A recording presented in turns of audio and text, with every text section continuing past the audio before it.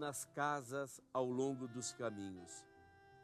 Este costume foi conservado em todo o Oriente e também no Ocidente. E a partir daí, dessa abertura do Concílio de Nicéia, a igreja nunca teve problema com imagens. Porque nossas imagens não são adoradas. Nós não adoramos, nós veneramos, respeitamos. Por isso, o uso dela que nós fazemos não está sob aquilo que lemos em Êxodo 23 a 5. Essa passagem do Êxodo é tão importante que eu vou lê-la para que fique claro o que Deus quer dizer com esta proibição. Êxodo 23, 5. Não terás outros deuses diante de mim.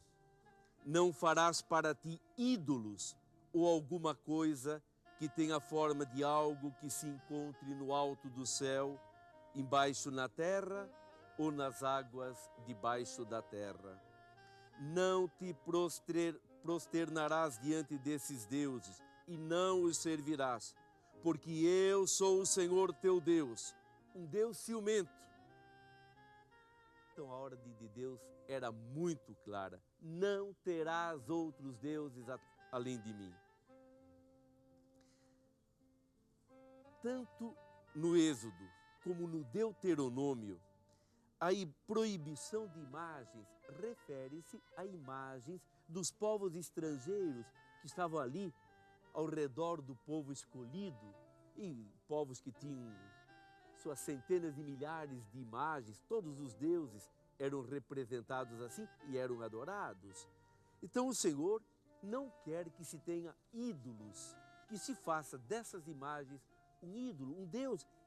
Reconhecer uma imagem como ídolo é reconhecer que ali está Deus. Ora, o próprio Deus permitiu em outras ocasiões a confecção de imagens, desde que não fosse para serem adoradas. É o que nós encontramos, por exemplo, no livro dos Números, capítulo 21, versículo 8. Números 21, 8. E o Senhor lhe disse, está falando a Moisés, e o Senhor lhe disse: manda fazer uma serpente abrasadora e fixa numa haste. Todo aquele que for mordido e olhar para ela, terá sua vida salva. Claro, a serpente, neste caso, não era a figura de Deus, não era para ser adorada, mas olhada, como nossas imagens, como nossos quadros, como nossos ícones, que são para ser olhados, não adorados, não reconhecer neles um ídolo. Mais ainda, Deus determinou, não é que pediu, aí determinou que Moisés fizesse 2 querubins para a Arca da Aliança. E até especificou como queria que fossem feitas essas imagens, feitas com mãos humanas. Êxodo 25, 18. Farás igualmente 2 querubins de ouro para serem soldados nas 2 extremidades do propiciatório.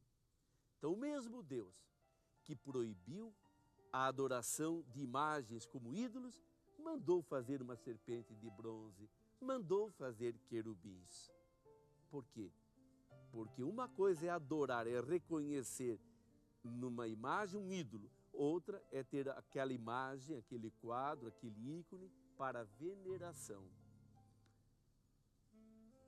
Também Salomão, quando construiu o templo, o famoso templo que ele construiu, o mais belo templo, ele mandou fazer querubins e outras figuras, entre as quais leões e touros.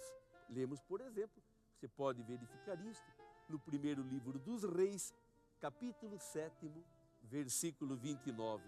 E nem por isso o templo, melhor de Jerusalém, foi do desagrado de Deus. Ao contrário, Deus gostava e amava aquele templo dele. Então, com proibições, como aqui encontramos em Êxodo 23, 5, Deus procurava proteger o seu povo da idolatria. Era um povo que facilmente se deixava levar por aquela experiência, aquele jeito de ser dos povos estrangeiros que realmente adoravam imagens. Então, imagens não devem ser adoradas.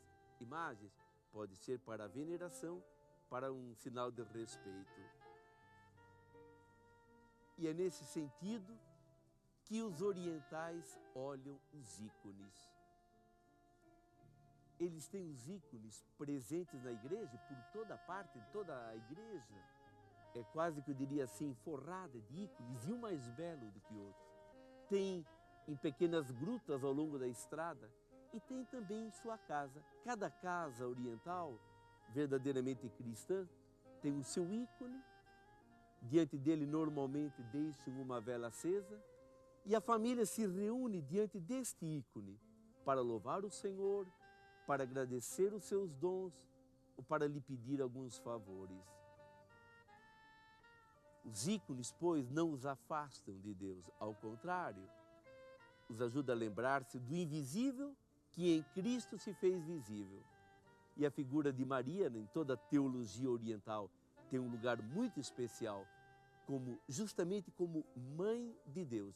O oriental sempre pensou, para Deus ter escolhido Maria de Nazaré para a mãe de seu filho, é porque realmente era uma mulher especial.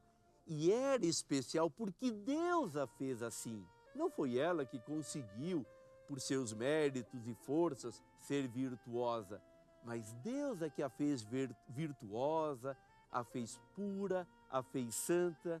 E por isso, quando o oriental lembra-se de Maria e lembra-se particularmente ao ver um ícone que é dedicado a ela, ele tem um coração mais abrasado de amor e um coração mais grato ao Senhor, porque continuam percebendo os orientais que as palavras de Maria são verdadeiras.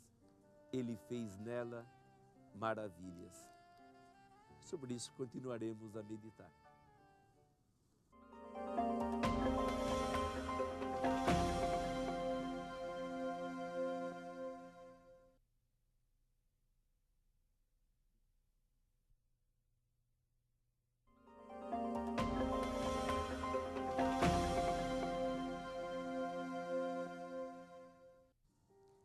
Estou falando dos ícones, isto é, das imagens, e particularmente dos ícones marianos.